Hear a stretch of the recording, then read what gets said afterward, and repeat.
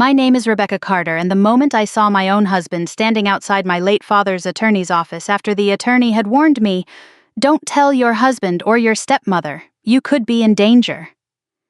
My blood ran cold. I remember gripping my car keys so tightly they dug into my palm. Mark smiled as though we'd accidentally run into each other while shopping for groceries. But nothing about that morning was ordinary. My father, a retired 3-star Army general, had been buried only 3 days earlier with full military honors at Arlington National Cemetery. Now his attorney was telling me someone close to me couldn't be trusted. As I stood frozen on the sidewalk in Alexandria, Virginia, I realized the man I'd shared 32 years of marriage with might know exactly why. 3 days earlier, I had stood beneath a gray November sky watching soldiers fold an American flag with perfect precision. The sharp commands, the crisp salutes, and the mournful notes of taps drifted across Arlington's quiet hills. Even after all these years, military ceremonies carried a dignity that could silence a crowd without anyone speaking above a whisper. My father, Lieutenant General Thomas Carter, had always believed that discipline wasn't something you turned on for work and off at home. It shaped every part of his life. He woke before sunrise, even after retirement. He polished his shoes whether anyone would notice or not. He wrote handwritten thank you notes instead of sending text messages. Some people found him intimidating. I simply knew him as Dad. We hadn't always agreed. After my mother passed away from breast cancer 20 years earlier, he buried himself in work. I buried myself in raising my own family. Somewhere between his assignments overseas and my career as a public school counselor in Fairfax County, our conversations became shorter. Birthdays turned into phone calls instead of visits. Holidays became weekends that never quite worked out. Still, when he became ill, I visited whenever I could. His second wife, Linda, always seemed to appear whenever Dad and I started talking privately. "Oh, Tom," she'd interrupt cheerfully. "The nurse said you need your medicine." Or she'd remind him he needed rest. Or she'd suddenly remember another visitor waiting downstairs. Looking back now, those interruptions no longer felt accidental. At the funeral reception at Fort Myer, Linda greeted guests with graceful smiles and perfect makeup that somehow never smudged despite her carefully displayed tears. She accepted condolences like someone running a formal reception rather than mourning a husband. I noticed little things. She kept asking Dad's attorney whether probate would take long. She asked where certain financial documents were stored. She laughed a little too easily whenever conversations drifted away from my father himself. Perhaps grief makes us suspicious. At the time, I told myself everyone mourns differently. My husband certainly thought so. "Rebecca," Mark whispered as we drove home after the service, "your father lived a long life. You need to let yourself breathe." "I know." "You've been worrying about him for years." "I know." "You don't have to carry everything anymore." He reached over and squeezed my hand. Normally, that simple gesture would have comforted me. Instead, I found myself staring out the passenger window. Dad's final days kept replaying in my mind. During my last visit to the rehabilitation center in Bethesda, he'd struggled to speak while recovering from another difficult treatment. "Rebecca." "I'm here, Dad." "There are papers." Before he could finish, Linda walked in carrying coffee. "Oh, good," she'd said brightly. "You're awake." Dad closed his mouth. He never brought it up again. I assumed the medication had confused him. Now I wasn't so sure. The phone rang just after 9 on Monday morning. I recognized the number immediately. David Rosen had handled my father's legal affairs for nearly 30 years. His voice sounded unlike anything I'd ever heard. Quiet, measured, almost frightened. "Rebecca, where are you?" "At home." "Are you alone?" I frowned. "Yes. I need you to come to my office immediately." "Is something wrong with the estate?" A long silence followed. "I found something your father left behind." "What kind of something?" "I can't discuss it over the phone." My stomach tightened. "When should I come?" "Now." I reached for my purse. Then he said words I will never forget. "Rebecca." "Yes." "Do not tell your husband where you're going." I laughed nervously. "What?" "And don't tell Linda." The room suddenly felt colder. "David, you're scaring me." "I wish I were mistaken." Another pause. Then, almost in a whisper, he said, "You could be in danger." The line went dead. For several minutes, I simply sat there listening to my own heartbeat. Danger. I was a 61-year-old retired school counselor. My biggest worries these days involved arthritis, grocery prices, and remembering my grandson's soccer schedules. Danger belonged in television dramas, not my life. I considered calling Mark. Instead, I remembered David's warning. I hated keeping secrets from my husband. After 32 years together, we usually told each other everything. But something in David's voice convinced me this was different. Mark had left earlier that morning for what he said was a meeting with clients in Tyson's Corner. I texted him. "Running errands, might be home late." Almost immediately he replied, "Everything okay?" Yes, it wasn't exactly a lie. I honestly didn't know. The drive from Fairfax to Alexandria normally took about 40 minutes depending on traffic. That morning, every red light seemed longer. Every unfamiliar car behind me made me glance twice in the mirror. Dad had taught me situational awareness years ago after 9/11. "Always know who's around you," he'd say. For the first time in decades, I found myself following that advice. David's office occupied the second floor of a restored brick building in Old Town Alexandria, only a few blocks from the Potomac River. I'd visited several times over the years. Usually the place felt warm, comforting. Old wood floors, family photographs, law books lining every wall. Today it looked strangely empty. I parked across the street and walked toward the entrance. Halfway there, I noticed someone standing beside the front door. Tall, gray sport coat, hands tucked into his pockets. My steps slowed, then stopped completely. "Mark, my husband." He looked up, smiled naturally, and waved.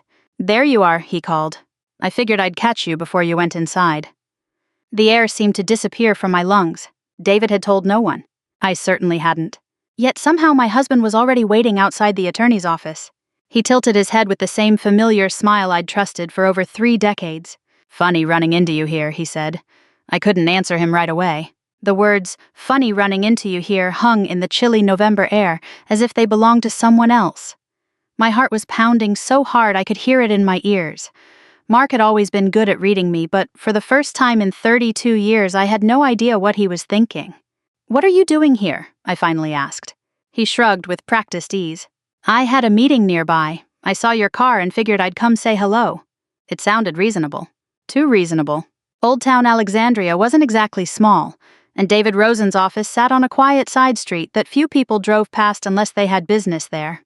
"You never told me you were coming here," he added. "I was running errands." His smile remained, but his eyes lingered on my face a little too long. "Errands with Dad's attorney." Before I could answer, the office door opened. David Rosen stepped outside carrying a leather briefcase. He was 73, thin, impeccably dressed, and usually impossible to rattle. Today, however, the color drained from his face the moment he saw Mark. "Rebecca?" His eyes shifted briefly toward my husband. "I wasn't expecting company." Mark extended his hand. "Good morning, David." David accepted the handshake politely but without warmth. "Mark." The silence that followed felt heavier than either greeting. Mark glanced at me. "Mind if I come in? This concerns the family, doesn't it?" David answered before I could. "I'm afraid today's meeting is confidential." Mark laughed softly. "Rebecca doesn't keep secrets from me." David met my eyes instead of his. "Actually, General Carter specifically instructed that today's discussion be with Rebecca alone." Mark's smile faded almost imperceptibly. "Dad said that." David nodded. "It was his written instruction." For a brief second, I caught something in Mark's expression I had never seen before. Not anger. Calculation. He recovered almost instantly. "Well," he said lightly, "I'll grab a coffee while you two talk." He kissed my cheek. The gesture felt oddly rehearsed. "Call me when you're finished." As he walked away, I turned to watch him disappear around the corner. Only after he was gone did David quietly say, "He shouldn't have known you were here." Neither of us spoke again until we reached his office upstairs. The familiar room suddenly felt different. David locked the front door. Then he checked the blinds before motioning for me to sit. "I owe you an apology," he said. "For what?" "I should have contacted you sooner." He placed an old military green file box on the conference table. The cardboard looked worn around the edges. Across the top in my father's unmistakable handwriting were 6 simple words. "For Rebecca alone." My throat tightened. David rested one hand on the box. "Your father delivered this to me 6 months ago. He knew he was dying. He suspected he might not have much time." My fingers trembled as I lifted the lid. Inside were several leather-bound journals, a stack of sealed envelopes, property records, bank statements, military correspondence, and a small encrypted flash drive taped beneath one folder. Everything had been organized with military precision. Dad had labeled every section. Evidence, financial records, personal notes, if necessary. David handed me one envelope. "This should be first." My father's handwriting covered the front. "Rebecca only if I cannot explain this myself." I opened it carefully. The paper smelled faintly of his study where he'd always kept cedar blocks inside his desk drawers. His handwriting remained steady despite his illness. "Rebecca." If you're reading this, someone I trusted has betrayed me. I stopped breathing for a moment. The next sentence made my stomach knot. Trust no one until you've read everything. I looked up. What is this? David sighed. For the last 4 years, your father conducted a private investigation. Into what? Fraud. That wasn't the answer I expected. What kind of fraud? Defense contracting. He slid several financial reports across the table. After retirement, General Carter served on advisory boards for veterans' housing initiatives. I nodded. I remembered those volunteer positions. Dad had been passionate about helping wounded veterans transition back into civilian life. He began noticing discrepancies. Millions of dollars allocated for veterans' rehabilitation projects simply disappeared. I stared at the documents. Invoices, audits, construction budgets. Every page carried handwritten notes in Dad's careful block lettering. He believed contractors were inflating costs and diverting federal funds. Did he report it? He tried. David removed another folder. Unfortunately, some of the people responsible were politically connected. My father had never been interested in politics. He believed laws applied equally to everyone. Apparently, someone else disagreed. I turned another page. A company logo appeared at the top. Hamilton Strategic Solutions. The name struck me immediately. I've seen this before. David looked at me carefully. I suspected you had. My husband consults for them. Neither of us spoke. The silence answered the question neither wanted to ask. David folded his hands. I verified that before calling you. You think Mark's involved? I don't know. You must. I know only facts. He pushed another document toward me.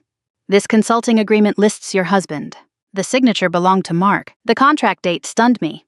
Nearly 5 years earlier. Much earlier than he'd ever mentioned working with the company. Why would he hide this? I can't answer that. I leaned back slowly. My entire marriage suddenly felt unstable. Maybe there was an innocent explanation. There had to be. Mark wasn't dishonest. He couldn't be. Could he? David reached into his desk drawer. There is something else. He produced a printed security report. My office building has surveillance cameras. I scanned the pages. 2 attempted break-ins. One last week, another just 2 nights ago. Nothing had been stolen. They were searching. For this box. I believe so. Did you call police? I did. They found nothing. He leaned closer. Rebecca, your father anticipated this. He pointed toward another envelope. Its label read, "If someone begins asking questions." My hands shook again. Dad had planned for possibilities I couldn't even imagine. David lowered his voice. Whatever General Carter uncovered frightened someone. Outside church bells echoed faintly across Old Town. Everything felt strangely normal beyond those windows. People walked dogs. Couples carried shopping bags. Cars stopped at traffic lights. Meanwhile, my father's final months had apparently been spent collecting evidence against powerful people. And somehow my husband was connected to one of the companies under investigation. I don't know who to trust anymore, I whispered. David answered gently. For today, he looked directly into my eyes. Trust your father. I closed the box. I'll take everything home. He hesitated. Hide it well. The drive back to Fairfax felt much longer than the drive there. Every conversation I'd ever had with Mark replayed inside my head. Every business trip, every late meeting, every vague explanation. By the time I pulled into my driveway, I had almost convinced myself I was imagining connections that didn't exist. Mark's SUV was already parked outside. He opened the front door before I reached the porch. How'd it go? He asked casually. Fine. What did David want? Just paperwork. He smiled. Estate stuff. Mostly. For the first time in our marriage, I lied. That evening, I placed my father's box inside an old cedar chest in the basement behind Christmas decorations no one had touched in years. After dinner, I quietly walked upstairs to fold laundry. Halfway down the hall, I heard movement below. I stopped. The basement door creaked. I stood perfectly still. Then I looked through the railing. Mark was kneeling beside the cedar chest, searching. Carefully, methodically. He didn't know I was watching. The sight of Mark kneeling beside that cedar chest rooted me to the spot. For a few seconds, I couldn't even breathe. He wasn't wandering through the basement looking for a flashlight or a box of holiday decorations. He had pulled everything out with deliberate care. The old artificial Christmas tree leaned against the wall. Storage bins were stacked in neat rows around him. He was searching one place and one place only. The cedar chest. The one place I'd hidden my father's box less than an hour earlier. I stepped back before he could look up and quietly retreated into our bedroom. My heart pounded so loudly I was certain he would hear it through the floor. A minute later, I heard the basement door close. His footsteps came up the stairs at an unhurried pace. He walked into the bedroom carrying a basket of clean towels. "I found these downstairs," he said casually. I looked up from the sweater I was pretending to fold. "Oh, you okay?" "Just tired. It has been a rough week." He kissed the top of my head before walking into the bathroom. The tenderness felt genuine. That was the hardest part. If he was lying, he'd become frighteningly good at it. I barely slept that night. Every time I closed my eyes, I saw Dad's handwriting. If you're reading this, someone I trusted betrayed me. Who had he meant? Linda. Mark. Someone else entirely. At 5:30 the next morning, I got out of bed without waking my husband. Dad always believed difficult mornings should begin with coffee before decisions. I followed his routine. Standing alone in the kitchen, I poured a cup and stared through the window into our backyard, now covered with frost. The maple tree Dad had planted when our oldest son was born had already dropped every leaf. Winter was arriving. So was the truth. By 8 o'clock, I was back in David Rosen's office. He looked relieved to see me. "You brought the box." "No." His eyebrows lifted. "I decided it was safer hidden somewhere else." "Good." "I need to know everything." He nodded. I was expecting that. He unlocked a tall filing cabinet and removed another folder marked Confidential. General Carter didn't trust electronic records alone. Inside were copies of emails, handwritten notes, and photographs. The first photograph showed Linda sitting at an outdoor cafe in Georgetown. Across from her sat two men in expensive business suits. One of them wore a gold watch I recognized immediately. I leaned closer. "No." David said nothing. The man was Mark. The date stamped on the photograph was nearly 6 years old. I stared at it in disbelief. "That's impossible." "Why?" "Mark told me he didn't meet Linda until our wedding anniversary dinner 3 years ago." David slid over another photograph. Same cafe. Different day. Same two people. Then another. A parking garage. Another. A hotel lobby. The dates stretched back years. Far longer than either of them had admitted. My mouth went dry. They knew each other. It appears so. They lied. It appears so. I rubbed my temples. No, there has to be some explanation. David didn't argue. He simply handed me another document. It was an airline itinerary. Mark. Linda. Same destination. Dallas. 5 years earlier. 3-day conference sponsored by Hamilton Strategic Solutions. I remembered that trip. Mark had told me he was attending a financial technology seminar in Chicago. I'd even picked him up at Reagan National Airport when he returned. Or at least I thought I had. My memories suddenly felt unreliable. How did my father get all this? David folded his hands. He hired a licensed private investigator after noticing inconsistencies. He investigated Linda, initially. And then, he began seeing your husband's name repeatedly. I closed my eyes. Dad had suspected something for years, yet he never confronted me. Why? Almost as if reading my thoughts, David opened one of the journals. Your father had written, "Rebecca loves deeply. If I'm wrong, I destroy her marriage for nothing. If I'm right, I must have proof before speaking." Tears blurred the ink. That sounded exactly like him. Careful, measured, never accusing without evidence. He was trying to protect me. He was. But he ran out of time. David nodded quietly. Over the next 3 hours, we organized every document chronologically. A disturbing picture slowly emerged. Hamilton Strategic Solutions had received several lucrative federal contracts connected to veterans' housing projects. Construction costs ballooned. Buildings remained unfinished. Money disappeared into subcontractors that barely existed. Some shell companies were registered to empty office buildings. Others listed retired people who had no idea their identities had been used. Dad's handwritten notes connected names, dates, and payments with military precision. He hadn't been guessing. He'd been documenting. Then David handed me the encrypted flash drive. The password? He smiled sadly. He left instructions. He handed me a sealed card.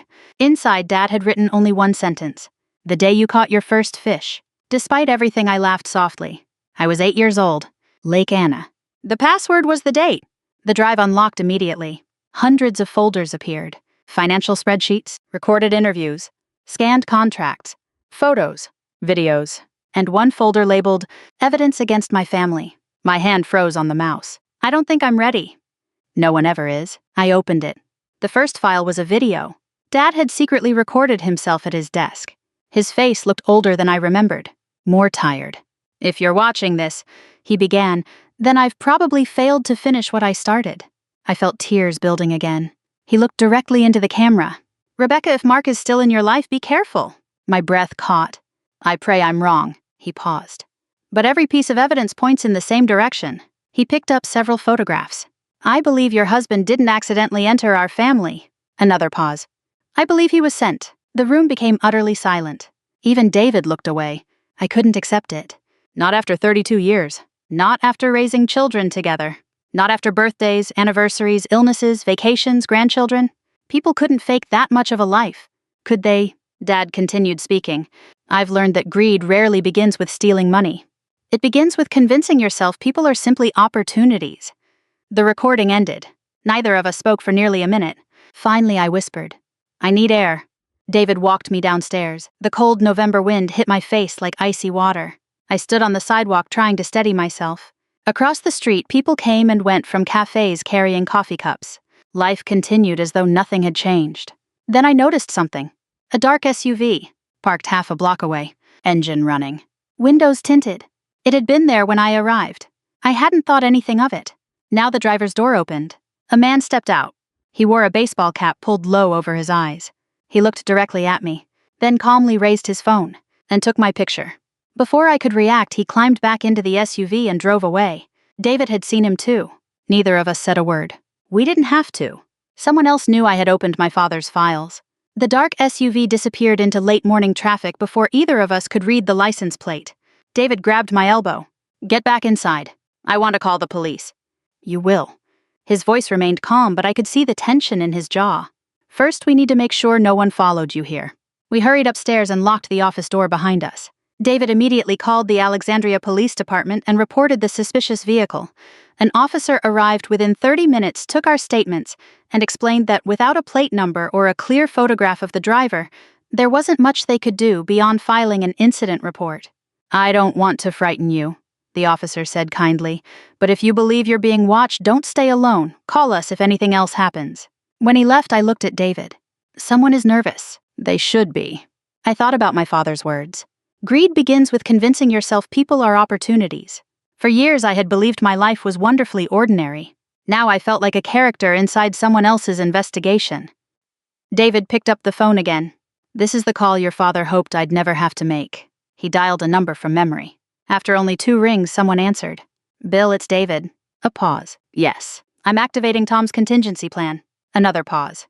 I'll explain when you get here. He hung up. Who's Bill? William Donovan. The retired Colonel Dad used to fish with. The same one. Colonel Donovan had served with my father decades earlier. After retirement, he'd worked in military procurement and later consulted on federal ethics investigations. I remembered him as a quiet man who never wasted words. He knows about this. He knows enough. 45 minutes later, Bill Donovan walked into the office wearing blue jeans, a brown field jacket, and the expression of someone who had expected bad news. He hugged me gently. I'm sorry about your father. So am I. He sat down across from us. David handed him the flash drive. Bill didn't even look surprised. So Tom finally opened the vault. You knew. Bill nodded. Not everything. But enough. He leaned back. Your father came to me almost 4 years ago. What did he say? He said, Bill, either I'm chasing ghosts, or someone has built a very expensive criminal enterprise using veterans as cover. My chest tightened. Did you believe him? I told him to prove it. And he did. Bill gave a slow nod. He certainly did. For the next 2 hours, Bill filled in pieces my father had never shared with me. The fraud had started small. A few inflated invoices. A handful of fake subcontractors. Nothing that immediately attracted attention. Then federal spending increased for veterans' housing rehabilitation centers and accessibility renovations. Suddenly, millions of dollars were flowing through private contractors. Someone realized oversight was weak. According to Bill, the operation expanded quietly over nearly a decade. Projects looked legitimate. Ribbon-cutting ceremonies happened. Politicians smiled for cameras. Meanwhile, buildings remained unfinished. Veterans waited months longer for housing. Wheelchair-accessible apartments were never completed. Counseling programs quietly lost funding. They weren't stealing from the government, Bill said. They were stealing from veterans. Hearing it phrased that way made me physically sick. My father had spent 40 years wearing the uniform. No wonder he couldn't let it go. That afternoon we reviewed more files. One spreadsheet listed shell companies, another traced wire transfers. Then I opened a folder labeled Personal Surveillance. My stomach tightened. There were hundreds of photographs. Linda entering restaurants. Executives leaving office buildings. Private meetings. Parking garages. airport terminals. Most appeared completely ordinary. Then I reached another photograph. Mark, standing beside Linda. Neither knew the picture had been taken. They weren't simply greeting each other. They were hugging. Not romantically, comfortably. Like people who had known each other for years. The date. 7 years earlier. I whispered. They lied to me. Bill looked at the photograph. They certainly knew each other. I kept scrolling. Another picture. Mark handing Linda a large envelope. Another. The two of them leaving a hotel conference room. Another. Standing outside a bank. Everything inside me wanted a reasonable explanation. Business. Coincidence. Anything. Instead, the evidence kept stacking higher. Bill finally closed the laptop. Rebecca. What? From this point forward, assume every phone call is monitored. I stared. Excuse me. If this network is as sophisticated as Tom believed, they may have access to far more than financial records. You mean my phone? I'm saying be careful. David nodded. Your father stopped discussing important matters electronically nearly 2 years ago. I suddenly remembered something. Dad had insisted we meet in person for lunch whenever he wanted to discuss family matters. I'd teased him for refusing video calls. He'd simply smiled. I like seeing people face to face. Now I wondered if there had been another reason. That evening I returned home before Mark. The house felt strangely unfamiliar. I walked from room to room looking at family photographs, our wedding, Christmas mornings, grandchildren opening presents, beach vacations. 32 years captured in smiling pictures. Had any of it been real? Or had I been the only one living that life honestly? At 6:15, Mark came home carrying takeout from our favorite Italian restaurant. I figured neither of us felt like cooking. He smiled warmly. The same smile I'd fallen in love with decades ago. Dinner felt painfully normal. He talked about traffic. A difficult client. Our grandson's upcoming birthday, I answered politely. Then he casually asked, so did David finish the estate paperwork? Almost. Anything interesting? No. He nodded. Good. His eyes searched mine. For a split second I thought he knew I was lying. Instead he changed the subject. Around 10 that night after Mark had gone upstairs, I quietly returned to the basement. The cedar chest remained exactly where I'd left it. I knelt beside it. The box was still inside, untouched. At least it appeared untouched. Something caught my attention. A tiny scratch near the brass lock. It hadn't been there before. I opened the lid. Everything looked normal. Christmas ornaments, old quilts, family photo albums. Then I noticed it. The journals. They were stacked in the opposite direction. Someone had opened the box and carefully tried to put everything back exactly as they'd found it. Almost. I quickly counted the journals. 1, 2, 3, 4, 5. There should have been 6. My father's oldest journal was gone. My heart began racing. Someone had entered the house, not to steal jewelry, not to take electronics. Only one journal. Only one specific piece of evidence. As I stood there frozen, I heard something behind me. A floorboard creaked. I spun around. No one. The basement was empty. Then I noticed a single folded piece of white paper lying near the bottom step. It hadn't been there minutes earlier. My hands trembled as I picked it up. 3 words had been typed in black ink. Stop digging, Rebecca. No signature. No fingerprints. Just the message. Someone had been inside my home. And they wanted me to know it. The typed note remained in my trembling hands long after I had finished reading it. Stop digging, Rebecca. There was something almost polite about the message. No profanity. No dramatic threats. Just 3 words. That frightened me more than if someone had written, I'll kill you. Whoever had left it wasn't trying to scare me into panicking. They were trying to convince me they could enter my home whenever they wished. I slipped the note into a plastic freezer bag without touching it again. Dad had taught me enough detective stories over the years to know fingerprints mattered. Whether any usable prints remained was another question. I quietly climbed the basement stairs. Mark was asleep upstairs, or at least I assumed he was. For several minutes I stood outside our bedroom door listening. Soft, steady breathing. I opened the door carefully. He lay on his side facing the window. Nothing seemed unusual, yet I found myself wondering something I never imagined asking. Was he really asleep? The next morning I called David before Mark woke up.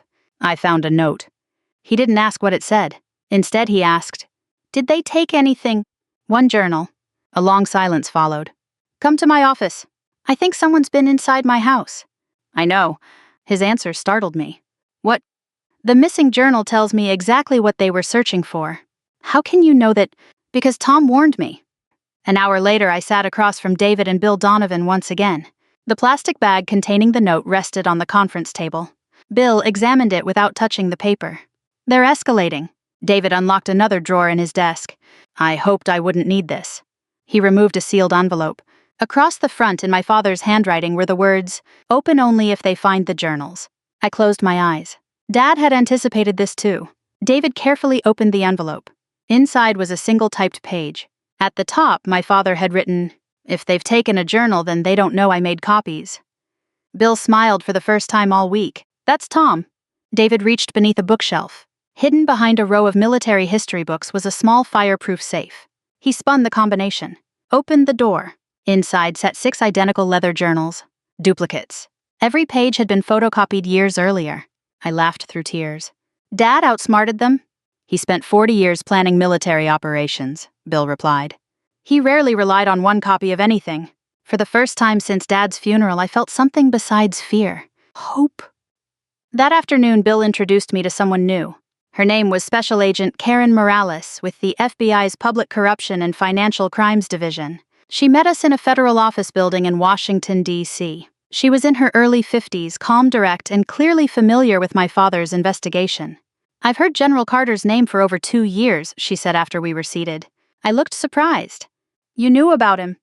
"We knew someone was quietly collecting evidence. You couldn't protect him. We didn't know who he was until very late." She folded her hands. "Your father never contacted us directly." "He didn't." "No," Bill answered for her. "He was trying to finish documenting the network before making accusations." Karen nodded. "Frankly, he gathered evidence more thoroughly than many professional investigators." She spent nearly 3 hours reviewing the journals. Occasionally, she'd underline something. Sometimes she'd ask questions. By late afternoon, she leaned back. "This is enough." "For what?" "To request federal search warrants." My pulse quickened. "So it's over." She shook her head. "No, it's beginning." Karen explained the investigation had already uncovered suspicious financial activity involving several contractors. Dad's records connected people investigators hadn't yet identified. More importantly, his journals established motive, timeline, meetings, payments, patterns. He filled in missing pieces. She looked directly at me. "But we still need witnesses." "I'll testify." I expected you would. Then her expression became serious. "Rebecca." "Yes. From this point forward, do exactly what we ask." "What does that mean?" "It means you continue behaving normally. You want me to go home?" "I do." "To Mark." "Especially to Mark." The room fell silent. "You think he's involved?" "I think he knows more than he's admitted." That wasn't the same thing, but it was close enough. Over the following week, my life became a strange performance. Every morning I drank coffee with my husband. Every evening we watched the local news together. We talked about grocery shopping, our grandchildren, the weather. Meanwhile, I secretly met with FBI agents almost daily. Karen equipped me with something I never imagined wearing. A tiny digital recorder hidden inside a decorative pendant. "I've never done anything like this." "You don't have to interrogate him," she reassured me. "Just let him talk." The opportunity came sooner than expected. One Saturday afternoon, Mark was helping me organize paperwork in the dining room. Stacks of estate documents covered the table. He picked up one folder. "Linda says the probate process is moving too slowly." "I'm sure it is. She thinks your father's records should simply be turned over." I looked up. "Why would she say that?" He shrugged. "Less confusion." I pretended to keep sorting papers. "What records?" "Oh, you know." He hesitated. "His notebooks." My hands stopped moving. "I never mentioned notebooks." His face changed. Only for a second. Then he smiled. "I assumed military officers kept journals." "You assumed?" "Sure." I looked directly into his eyes. "Dad did keep journals." Mark froze. It was barely noticeable. But after 32 years, I knew every expression on his face. Every pause. Every hesitation. He recovered quickly. "I figured as much." I nodded slowly. Then I asked the question Karen had suggested. If Dad wrote something important. I kept my tone casual. "Would anyone actually care?" Mark laughed. "You'd be surprised." "Really?" He shrugged again. "Some things are better left buried." The sentence landed like a stone. Not because of what he said, because of how he said it. Carefully. Deliberately. Almost as though he'd rehearsed it. That evening I delivered the recording to Karen. She listened twice, then looked at me. "He knows." "What?" "He knows those journals matter." "Is that enough?" "No." "But it's one more brick." She smiled slightly. and walls eventually collapse. 2 days later, Karen called before sunrise. Her voice carried an energy I hadn't heard before. The warrants have been signed. I sat upright in bed. What happens now? Tomorrow morning. Where? Virginia. Maryland. D.C. Multiple locations. She paused. Then quietly added, when the sun comes up tomorrow, everything changes. Before sunrise the next morning, I sat alone in my kitchen with a cup of coffee that had already gone cold. Outside Fairfax was just beginning to wake up. A newspaper landed with a soft thud at the end of the driveway. A neighbor walked his golden retriever. School buses would soon begin their routes just as they had for decades. Ordinary life continued. Yet somewhere across Northern Virginia, Maryland, and Washington, D.C., federal agents were gathering in parking lots, reviewing warrants, checking radios, and preparing to knock on doors. At exactly 6:00 a.m., my phone vibrated. One message. Stay home, do not contact anyone. It was from Special Agent Karen Morales. I looked upstairs. Mark was still asleep. At least I assumed he was. By 7 o'clock, every television station in the region interrupted its morning programming. Federal agents have executed multiple search warrants involving suspected procurement fraud connected to veterans' housing projects. I turned the volume down before the report continued. Footsteps sounded on the stairs. Mark entered the kitchen wearing jeans and a sweater. He glanced at the television. What happened? I don't know. He watched the screen for several seconds. His face remained calm. Too calm. They're saying several companies were searched. I nodded. So it sounds. His phone rang. He looked at the caller ID. For the first time in 32 years, I watched my husband hesitate before answering a phone call. He finally pressed the button. Hello? His expression changed almost immediately. What? A long silence. No, don't say anything else. Another pause. I understand. He ended the call without another word. Everything okay? I asked. He forced a smile. Just business. But he wasn't convincing anymore. Within 10 minutes, another call arrived. Then another. By 8:30, he had stopped answering altogether. Around 9 o'clock, someone knocked on our front door. Mark and I looked at each other. I'll get it, he said. When he opened the door, 2 FBI agents stood on the porch beside Special Agent Karen Morales. She displayed her credentials. Good morning. Mark stiffened. Can I help you? We're here to speak with you. He looked back toward me. Karen's eyes met mine only briefly. No acknowledgement. No sign we had ever met. Everything remained professional. Mr. Carter, one of the agents said, we'd like to ask you a few questions regarding Hamilton Strategic Solutions. Mark swallowed. Am I under arrest? Not at this time. He nodded slowly. I'll cooperate. He turned toward me. I'll be back soon. I simply answered. I know. As they drove away, I stood in the doorway watching until the SUV disappeared. For reasons I couldn't fully explain, I wasn't angry. I was grieving. The next several days passed in a blur. Television reports multiplied. Federal prosecutors announced indictments against executives from multiple contracting firms. Several companies were accused of inflating invoices, creating shell corporations, and diverting millions intended for veterans' housing and rehabilitation programs. One report estimated that more than 1,200 veterans had experienced delayed housing because of unfinished projects. That number haunted me. My father hadn't been chasing paperwork. He had been fighting for real people. Linda reacted exactly as I expected. She called repeatedly. When I finally answered, she sounded offended rather than frightened. This is ridiculous. What is all these accusations? I haven't accused you of anything. Rebecca. Her voice softened. We need to stand together. I remained silent. Families don't turn on each other. Neither do honest husbands, I thought. But I didn't say it aloud. Instead, I simply replied, I think it's best we let the investigators do their work. She hung up without saying goodbye. 3 days later, Karen asked me to meet her at the Federal Building. When I arrived, she looked exhausted.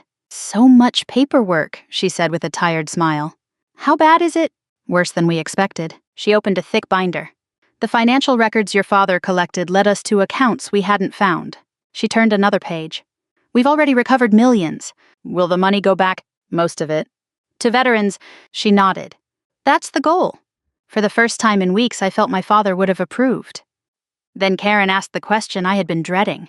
Are you ready to speak with Mark? I looked away. Does he want to see me? He requested it. The interview took place in a quiet conference room. No handcuffs. No dramatic confrontation. Just 2 chairs, a table, and 32 years of memories sitting between us. When he walked in, he looked 10 years older. His shoulders slumped. The confidence I had always associated with him had vanished. He sat down slowly. "I'm sorry." I waited. I don't expect forgiveness. Still, I said nothing. "I should have told you the truth years ago." "What truth?" He lowered his eyes. "I met Linda before you knew." "I know." "I was introduced to her through Hamilton." "I know." "I accepted consulting work because the money was good." He paused. "At first, that's all it was." "At first." "They realized who I was married to." The words landed softly, almost gently, yet they shattered something inside me. "They asked questions about your father." "What kind of questions?" "His schedule. Who he met. What he was working on." I stared at him. "And you told them?" He nodded once. "I thought it was harmless." "When did you realize it wasn't?" "When your father started asking questions." His voice broke. I tried to get out. "Did you?" I was afraid. I believed that part. Fear has a way of making ordinary people do extraordinary damage. Then he looked directly at me. There was one thing that wasn't a lie. "What?" "I married you because I loved you." I held his gaze for several seconds. Finally, I answered quietly, "Maybe you do." I felt tears forming. But love without honesty doesn't survive. Neither of us spoke again. As I walked toward the door, he whispered, "I'm truly sorry." I didn't turn around. That afternoon, David called. I found the last envelope. My heart skipped. "The final one?" "Yes." I drove straight to his office. He placed a cream-colored envelope in front of me. My father's handwriting covered the front. "For Rebecca, when the truth is finally known." Inside was a single handwritten page. Only one sentence: "Finish what I started." I smiled through my tears. Not because revenge had been achieved, but because justice finally had a chance to finish the work my father had begun. Every Veterans Day after that, I found myself standing in a place I never imagined would become part of my life. Not in a courtroom, not outside an attorney's office, not even at Arlington National Cemetery, although I still visited my father there every Memorial Day and every Christmas. Instead, I stood at the entrance of the Carter Veterans Resource Center in Fairfax County, Virginia, greeting men and women who had once worn the uniform my father loved so deeply. Some came looking for housing assistance. Others needed help navigating the VA system. Some simply wanted someone to listen. Dad would have understood every one of them. The center existed because the money stolen from veterans had finally been recovered and redirected where it had belonged all along. Justice had taken years. Healing would take even longer. But healing had begun. The criminal cases unfolded over the following 18 months. Several executives from Hamilton Strategic Solutions accepted plea agreements after overwhelming financial evidence was presented in federal court. Others chose to go to trial. Many were convicted. Millions of dollars in fraudulent contracts were traced through shell companies and offshore accounts before being recovered through court orders and settlements. The headlines gradually disappeared. Television cameras moved on to newer stories. That is how real life works. The people left behind continue rebuilding long after the reporters leave. Linda's trial was different. She maintained her innocence until nearly the end. Then, one afternoon, confronted with years of bank records, emails, surveillance photographs, and testimony from former associates, she agreed to plead guilty to conspiracy and financial fraud. When I saw her in the courtroom, she looked much older than she had at my father's funeral. The confidence was gone. So were the expensive clothes and carefully rehearsed smiles. Only exhaustion remained. Before sentencing, the judge allowed family members to speak. Many people expected me to demand the harshest punishment possible. Instead, I stood, adjusted the microphone, and took a slow breath. I lost my father. I paused. So did many veterans who depended on his work. I looked briefly toward Linda. What happened cannot be undone. Another pause. I ask only that the sentence reflect both justice and mercy. The courtroom became very quiet. I don't excuse what happened, but I don't want bitterness to become the final chapter of my father's life. When I sat down, I thought about something Dad used to tell young officers. Strength without character becomes power. Character without compassion becomes pride. For the first time, I truly understood what he meant. Mark chose another path. He cooperated fully with investigators. His testimony helped prosecutors untangle financial transactions that otherwise might never have been explained. His cooperation reduced his sentence. We finalized our divorce quietly. No dramatic courtroom arguments. No public accusations. Just signatures on legal documents after 32 years of marriage. A month later, I received a letter from him. Not an email. Not a text message. A handwritten letter. He apologized without making excuses. He accepted responsibility without asking me to take him back. He wrote that every day he regretted believing that one dishonest decision could remain separate from the rest of his life. "It never does," he wrote. "It grows until it touches everything." I cried while reading those words, not because I wanted him back, because I remembered the young man I had married. Somewhere along the way, ambition had slowly replaced integrity. It hadn't happened overnight. That realization frightened me more than anything else. None of us become the people we are in a single day. We arrive there one small decision at a time. Several months later, Colonel Bill Donovan invited me to a small ceremony honoring veterans at a community center outside Richmond. After the speeches ended, an elderly man approached me. He walked slowly with the help of a cane. His army cap had faded from years of sunlight. "You must be General Carter's daughter." "I am." He smiled warmly. "Your father saved my life in Vietnam." He reached into an old leather satchel and removed a worn black and white photograph. Two young soldiers stood beside a helicopter. One was my father. The other was the man standing in front of me. "He carried me to safety after I was wounded." His voice trembled. "I've wanted to thank your family for 50 years. Then he handed me a folded envelope. "Your father asked me to give you this if anything ever happened to him." I opened it carefully. Inside was a single page written years earlier. "Rebecca, if this letter reaches you, then life unfolded differently than either of us hoped. Remember something I learned after every battlefield eventually became quiet. Winning isn't the same as healing. Never let justice become another name for hatred. The greatest victory is leaving the next generation better than the one we inherited. I love you, Dad." I couldn't hold back the tears. Neither could the old veteran standing beside me. Today, when people ask what my father left me, they usually expect me to mention the foundation, the investigation, or the recovered money. They're always surprised by my answer. He left me courage. He left me patience. He left me the conviction that truth matters even when discovering it breaks your heart. Most of all, he left me the understanding that forgiveness is not forgetting. Forgiveness is refusing to let someone else's wrongdoing decide who you become. Every Veterans Day, before the doors of the Carter Veterans Resource Center open, I pause beside the framed photograph of my father in his dress uniform. I smile. Then I unlock the front door. Some mornings an elderly veteran is already waiting outside. Sometimes it's a widow who doesn't know where else to turn. Sometimes it's a young family struggling after military service. Every time I help one of them, I feel as though my father is still quietly serving beside me. His final mission didn't end with his funeral.